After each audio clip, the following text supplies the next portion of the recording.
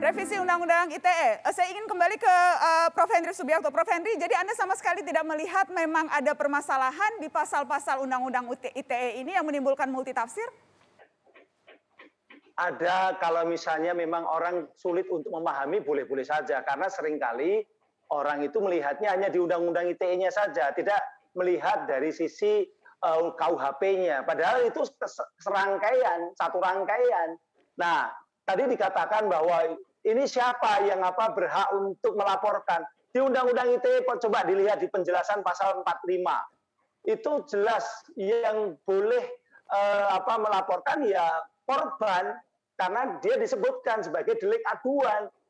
Jadi hanya korban. Jadi kalau ada korbannya itu Pak Effendi Simbolon, tapi kemudian yang melaporkan adalah anak buah Pak Edi Simbolon, nggak bisa masuk, itu nggak boleh ditindaklanjuti. Jadi undang-undangnya sebenarnya sudah jelas. Bagaimana? Cuma di lapangan itu seringkali bermasalah gitu loh Mbak Nana. Oke. Pak Henry. Silakan, saya ingin lempar ke paguyuban korban Undang-Undang ITE yang walaupun tadi namanya tidak dikritik oleh Bang Effendi, tapi saya ingin tegaskan, silakan Ketua Paguyuban Korban Undang-Undang ITE untuk menyampaikan pendapat. Pak Henry menjadi saksi ahli terkait dengan kasus Pak Saiful Mahdi, di mana Pak Saiful Mahdi tidak menyebut orang, melainkan pimpinan Unsia. Tetapi Pak Saiful Mahdi tetap dihukum selama 3 bulan. Artinya apa? Secara luas. Nah itu kesalahan pengadilan. Ya karena itu kesalahan pengadilan. Pak Henry, jadi ini salah polisi, salah pengadilan, salah korban, tapi bukan salah yang buat undang-undang. Pembuat undang-undang tidak mau disalahkan nih ya, salah orang lain semua. Bukan, begini, Mbak Nana, sekali lagi Undang-Undang ITE tidak menyebutkan apa itu penghinaan, apa itu pencemaran nama baik, tapi lihatnya di KUHP. Di KUHP jelas bahwa yang namanya penghinaan itu hanya dalam ini ya KUHP itu yang dipakai oleh Undang-Undang ITE hanya 2 pasal, yaitu 310, 311. Di 310 jelas itu harus dia menyerang kehormatan seseorang dengan menuduhkan suatu hal. Jadi seseorang, kalau seseorangnya, personnya nggak disebutkan, identitasnya nggak jelas, maka tidak bisa masuk di dalam Undang-Undang KUHP maupun pasal 27 ayat 3. Tapi pengadilan masih menetapkan itu sebagai pelanggaran atau pidana. Nah, itu kesalahannya di situ. Oke, saya mengatakan bahwa pengadilan Banda Aceh salah. Oke. Karena dia tidak membaca secara utuh Undang-Undang ITE yang dikaitkan dengan KUHP. Oke. Mbak Naswa. Sebentar dulu Bang Effendi. Sebentar dulu. Mbak Naswa nanti. Mbak Naswa sebentar. Bentar. Mbak Naswa nanti di rapat kerja kami atau RDP, saya akan undang Mbak Naswa RDP di Komisi 1 ya. Oh begitu. Saya siap paparkan Bang, korban-korban yang banyak. Saya akan undang Mbak Naswa. Karena Mbak Naswa merasa bahwa kita seolah-olah bertahan di undang-undang ini karena kepentingan kita. Sama sekali nggak ada Mbak. Saya tidak pernah mengatakan, Bang Effendi, Anda menyimpulkan dari mana saya mengatakan itu bertahan atas kepentingan tertentu? Tidak, saya tidak pernah bilang begitu. Anda jangan menyampaikan informasi yang saya tidak pernah keluarkan. Saya cuma menyesalkan kenapa wakil rakyat malah kemudian menyalahkan korban yang berkumpul untuk membentuk satu kekuatan saling mendukung, malah kemudian Anda salahkan. Itu yang saya sesalkan.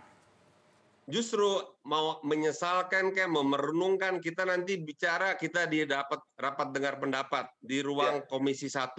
Agar kita bisa menjelaskan lebih jelas, lebih terang ya, apa filosofinya, kemudian makna, dan lebih tenang kita.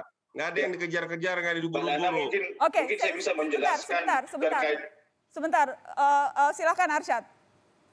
Ya, jadi Mbak Nana mungkin Pak Effendi itu perlu memberikan pemahaman. Kami berada di paguyuban itu bukan untuk saling kita ada di paguyuban saling support. Karena yang pertama, rasa traumatis itu yang sangat susah buat kami selaku korban. Itu yang paling pertama. Saya ini divonis bebas setelah dipenjara selama kurang lebih 103 hari. Selama 103 hari itu tidak hanya diri saya, orang tua saya sampai menjual rumah saya dari Makassar pindah ke Kabupaten Goa karena rasa takut. Nah, begitu juga ada teman kami yang sampai hari ini tidak mau berhubungan suami istri dengan suaminya hanya karena membayangkan muka kakak iparnya itu yang melaporkan dia. Ini jelas Pak, ini ada. Begitu juga Pak Arsyad, kita tuh sabar tidak. Pak, sabar Pak. Saya selesaikan dulu Pak. Saya selesaikan dulu. Ini juga sabar, tolong. Ini gimana coba? Bukan Pak, saya membahas terkait dengan paguyuban tersebut karena kami ada untuk saling menguatkan dan saling melihat apa sisi dari masalah ini.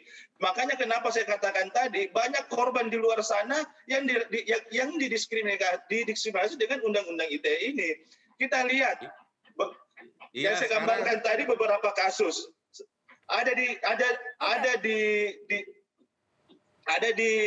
bawah sana seorang aktivis pemuda harus dijadikan DPO dan dijadikan tersangka hanya karena polisi tetap menjadikan dia tersangka terkait dengan rilis media dia. Mas Asrat, ya, Mas, kalau soal masalah di rumah saya lebih banyak gudangnya soal masalah. Anda ceritakan lebih banyak di rumah saya kalau soal masalah. Kita di sini bukan cerita masalah, kita bicara masalah kenapa kemudian undang-undang ini yang disudutkan seolah-olah pasalnya pasal karet. Kenapa saya bilang masalah semua, Pak, pada Dewan yang terhormat? Karena dari situlah kita berangkat. Orang-orang seolah-olah korban dari undang-undang ITE. Justru undang-undang ITE ini harus kita pertahankan, harus kita tingkatkan untuk bisa mengatur sendi-sendi kehidupan kita di dunia maya loh, di dunia maya. Bukan di dunia nyata, di dunia virtual, di dunia elektronik. Makanya hukumannya di dunia, di luar negeri, itu 2-3 kali lipat nilai hukumannya. Apakah Bang Refli Harun masih tersambung di Mata Najwa? Bang Refli? Saya juga belum menyampaikan apa-apa loh, Mbak. Masih silakan Bang Refli. Ya, gini ya, kalau kita lihat pembentuk undang-undang itu ada yang namanya father syndrome. Father syndrome itu adalah pembentuk undang-undang itu merasa apa yang dia lakukan, yang dia buat itu bagus semua, komprehensif.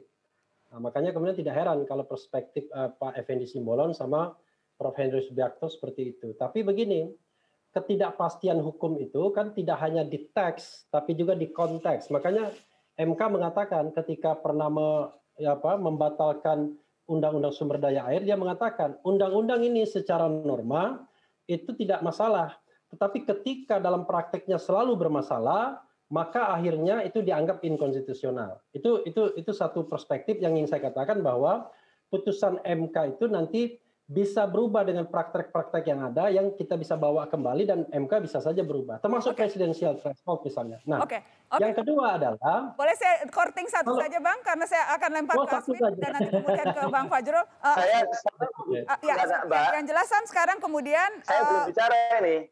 Pak Henry nanti saya kasih kesempatan dan ya Anda sudah bicara Pak, Anda bukan tidak berbicara, saya ingin meluruskan Anda sudah berbicara. Saya ingin lempar ke Aswin dulu. Aswin, yang jelas sekarang pemerintah Menkominfo mengatakan akan membuat semacam pedoman untuk interpretasi atas pasal-pasal ini. Apa yang menurut Anda harus diperhatikan dalam proses membuat pedoman ini sebelum nanti apakah memang wacana revisi ini akan masuk ke DPR atau tidak? Ya, itu rencana yang bagus, tapi pedoman itu kan menunjukkan pasal itu tidak jelas. Tadi kan semua disalahkan, hakim yang salah, jaksa yang salah, polisi yang salah, begitu ya. Terus kemudian rakyat yang salah gitu. Padahal undang-undang ada itu untuk manusia, undang-undang untuk menyelesaikan masalah. Kalau undang-undang menimbulkan masalah, maka ada baiknya kita sempurnakan undang-undang itu gitu. Dan masalahnya cara melihat hukum kan nggak tunggal gitu ya. Itu yang tidak pernah disampaikan bapak-bapak itu tadi. Kalau ada undang-undang dibuat, normanya begitu, normanya ternyata menimbulkan multi interpretasi dari praktek itu, seperti kata Bang Refli, maka praktek itu harus dibuat untuk menyempurnakan undang-undang gitu. Tapi saya pikir kita berterima kasih kepada Mata Najwa karena menunjukkan bahwa anggota DPR tidak mau mendengarkan rakyat, tidak mau mendengarkan korban, bahkan mengatakan masalah di rumahnya sendiri lebih banyak, gitu ya. Bahkan namanya saja tidak boleh dipakai gitu. Jadi saya berterima kasih, jadi jelas buat saya, wakil rakyat bagaimana. Prof. Henry? Mbak, sebentar Mbak. Ini karena menyebut-nyebut DPR, saya harus respon ini Mbak. Silakan Bang Effendi. Silakan. Bang Effendi. Ini yang bicara tadi siapa ya Mbak Najwa ya? Direktur YLBHI Asfinawati. Nah ini begini Mbak kalau menyampaikan sesuatu juga pakai norma juga. Kita itu tidak benar kalau begitu. Saya juga kan punya keluarga, punya anak, punya istri. Saya mengatakan kalau kita pilah-pilah satu persatu masalah itu, bukan begitu cara kita menyelesaikan bernegara. Ini dalam konteks kita penyelenggara negara. Mas Arsyad. Jadi saya mengatakan tidak pada posisi itu kita berdiskusinya. Saya hanya mengatakan kalau ada pasal yang disebut pasal karet, pasal mana? Saya justru ingin mengembangkan bahwa itu adalah lebih banyak itu penafsiran dari pelaksana penegak hukum, menafsirkan pasal-pasal itu. Jadi bukan pasalnya yang karet. Kenapa kita dianggap tidak peduli ke kalian? Penafsirannya yang begitu luas sehingga penegak hukum bisa melakukan apa saja, Pak. Karena tidak jelasnya itu. Nggak ada. Kamu cek penegak hukumnya yang pasti berpotensi salah itu. Ini saya mau menjelaskan. Silakan Prof. Henry. Sebenarnya norma Undang-Undang ITE itu tadi saya katakan, normanya itu hanya mendistribusikan, mentransmisikan, dan membuat dapat diaksesnya informasi elektronik yang muatannya penghinaan dan pencemaran nama baik. Yang karet itu pengertian pencemaran nama baik atau yang lain? Kalau pengertian pencemaran nama baik dan penghinaan, itu ada di KUHP. Itu KUHP, itu norma KUHP, gitu loh. Jadi kalau menganggap itu tidak jelas, berarti KUHP-nya bermasalah. Karena, nah, itu pertama. Nah, KUHP ini kan Wetboek van Strafrecht yang sudah ada sejak tahun 1800-an. Ini kan berarti apa? Berarti kan kenapa nggak dulu-dulu, gitu loh. Cuma memang sekarang dia digabungkan dengan Undang-Undang ITE. Kalau misalnya norma KUHP itu kita naikkan ke ITE-nya, misalnya setiap orang dengan sengaja tanpa hak mendistribusikan, mentransmisikan, dan membuat dapat diaksesnya informasi yang isinya adalah menyerang kehormatan seseorang dengan menuduhkan suatu hal. Kita taruh seperti itu. KUHP-nya kan sedang diproses, sedang diubah. Nah, bisa saja nanti kalau kita ITE-nya sama KUHP-nya bisa berbeda nanti. Baik, kita lanjutkan setelah pariwara. Kita lanjutkan setelah pariwara, tetap di Mata Najwa.